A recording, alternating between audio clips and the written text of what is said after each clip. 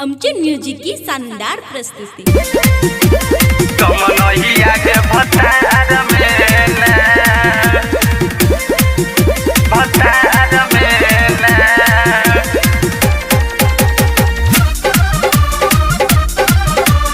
कमनहिया के भतार में ना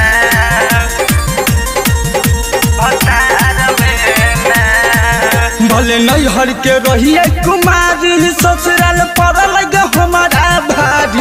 भले हम नैहर के रहिए कुमारी ससुराल पड़ल हमारा भारी। की गई लिखल रह हमारा कह पार में दम नहिया भतार में ना। तो की गई लिखल रह हमारा कह पार में दम नहिया के भतार में ना।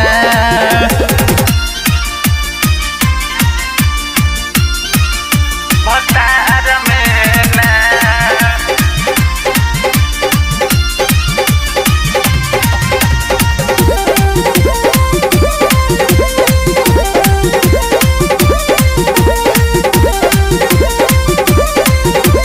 कमनहिया के भतार में ना नैहरा के मजा हमारा मिले ना है कहियो। ससुरा में के न के रहबै मैया गे मैया। नैहरा के मजा हमारा मिले न है गई कहियो।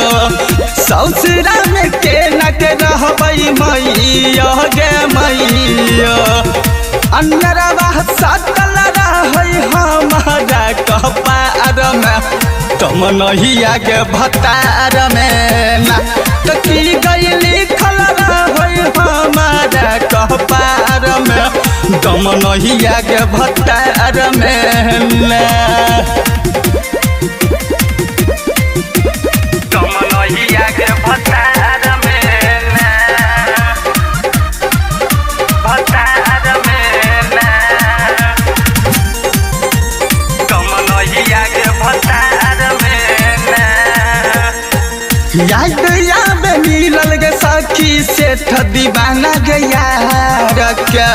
की मजा देल गे रहलै मिलल पहिला रात के। लल पहिला रात के याद आवे मिलल गे सखी सेठ दीवाना गे यार के। की मजा देल गे रहलै मिलल पहिला रात के।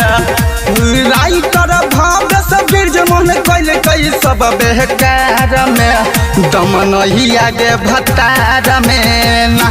तो की गई लिखल रहै हमारा कपार में दम नहिया गे भतार में ना।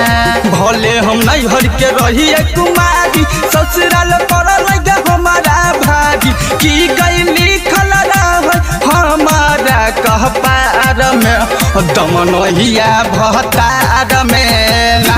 तो की गई लिखल रहै हमारा कपार में दम नहिया के भतार में ना।